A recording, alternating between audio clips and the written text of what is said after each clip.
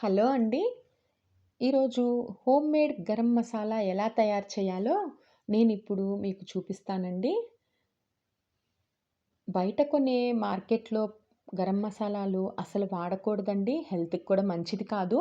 మనం చక్కగా ఇంట్లోనే తయారు చేసుకోవచ్చండి. చాలా ఈజీ అనమాట. ఇక్కడ నేను చూపిస్తున్న పద్ధతిలో చక్కగా కొంచెం కొంచెంగా తీసుకోండి. లవంగాలు, మిరియాలు, చెక్క, జీలకర్ర, షాజీరా, సోంపు, జాపత్రి, యాలుకలు, స్టార్ పువ్వు,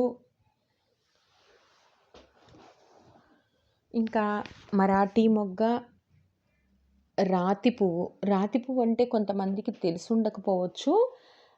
మనం మార్కెట్‌లో పచారీ కొట్టులో అడిగినా మనకి దొరుకుతుందండి.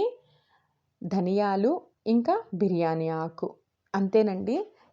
ఇవన్నీ కలిపి మనం స్ లో ఫ్లేమ్ పెట్టి సన్న మంట మీద మనం ఫ్రై చేసేసుకుందాం. ఫ్రై చేసుకొని మిక్సీ పట్టేసుకోవటమేనండి. చాలా ఈజీ అండి. మనం ఇలా స్టోర్ చేసి పెట్టుకుంటే ఫ్రిడ్జ్‌లో ఒక సీసాలో పెట్టేసుకుంటే మనకి ఎప్పుడు కావాలంటే అప్పుడు యూజ్ చేసుకోవచ్చండి. పని చాలా తేలికైపోతుంది. ఇంకొంచెం ఎక్కువ మోతాదులో చేసుకుంటే 3 మంత్స్ వరకు కూడా నిల్వుంటుందండి ఫ్రిడ్జ్‌లో.